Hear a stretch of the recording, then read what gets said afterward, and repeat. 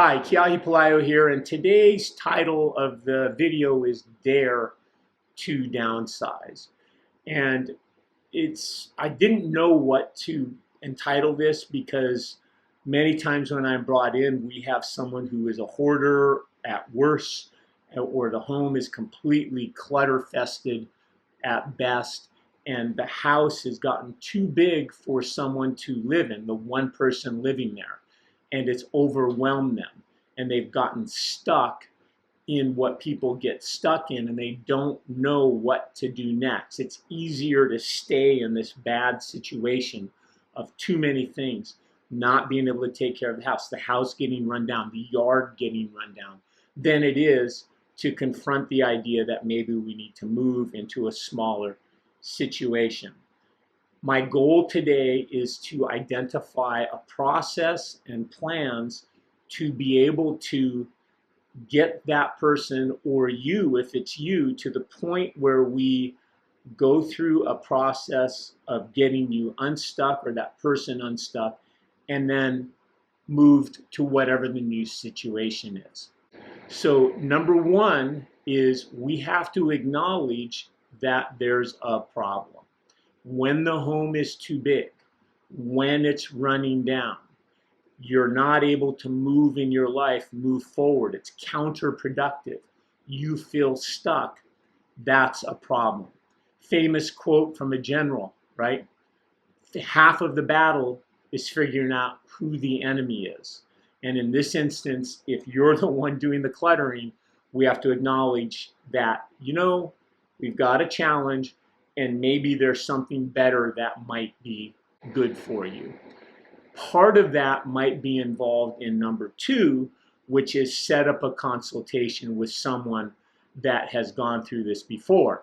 I'm raising my hand. If you're here in Honolulu, I've done it many, many times, where we sit down, we assess, we acknowledge the problem, and then what we do is we talk about what the options are for that person or for you. Where can you go? Is it a rental condo? Do we buy you a condo? Do you go to someplace like Arcadia? Do you get on the waiting list for Kahala Nui? There are all kinds of options. There's someplace called the Plaza that we can move you into right now if you wanted to get into a senior assisted living situation. But we have to have a consultation to get all of the ideas on the table, all of the possibilities on the table. And if it's your family member that has the challenge, I think you need a third party there. Whether it's me or not, you need someone that's going to guide the conversation, that has been through this before, that will help all of you as a family come up with the best possibilities, and then go into number three, which is come up with a plan. And I'm going to call it a step-by-step plan. The smaller the steps, the easier it's going to be to execute.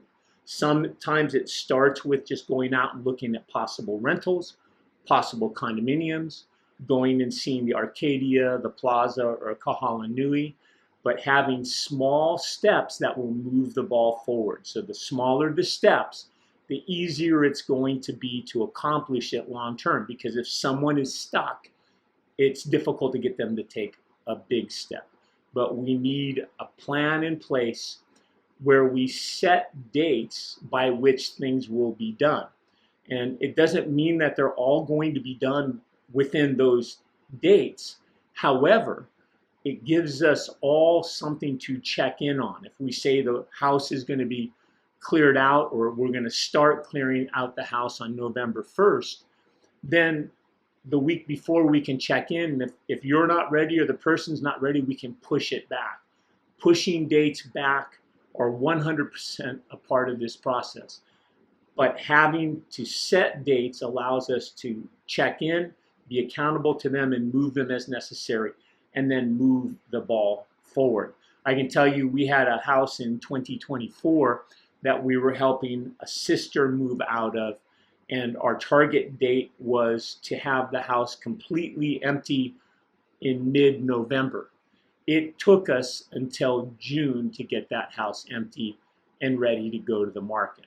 But it started with having a plan and putting dates in place that we shoot at. And the key there is shoot at them. When we miss, we pick another date to shoot at. But we need to come up with a written plan, and it is written. It's very simple, that outlines dates, what needs to be done, when we need to start looking at places to move to, how much money we have to spend, et cetera, et cetera, et cetera, but having a plan. And then number 4, it's inferred in the last 3 steps, but you need to be pleasant. It's got to be a supportive process, and there has to be, by having the plan, it's got to be a persistent and consistent process of accountability. The only way we're going to move forward is for it to be a good, pleasant process, because once it starts not being fun, once tempers start getting in the way, and I've never been there, but I can see how if someone got threatened, the person that's needing to move, they might just hunker down, dig in, and get more stuck. But I can tell you, taking these 4 steps, which are acknowledge there's a problem, set up a consultation, come up with a plan, and then just making the process pleasant. I know that sounds minor, but it's got to be pleasant for the person that's going through it. So here are a couple of caveats. It's going to take more time than you think. That's just the truth. And if it's going to take more time than you think, then we better get started sooner if it's a goal to make a move. Some of these care facilities or assisted living centers will not allow you in if a disability or debilitation goes too far. Number 2, I said it earlier, but I'm going to say it again. You want to bring in a third party that's going to be able to help you govern the process, oversee the process. If you're helping someone, it allows you to be on their side. You're not the bad guy. If it's you yourself, having a third party who doesn't have a dog in the fight, that's not trying to get at your money, that's not trying to get the house, that is protecting your interests, is important.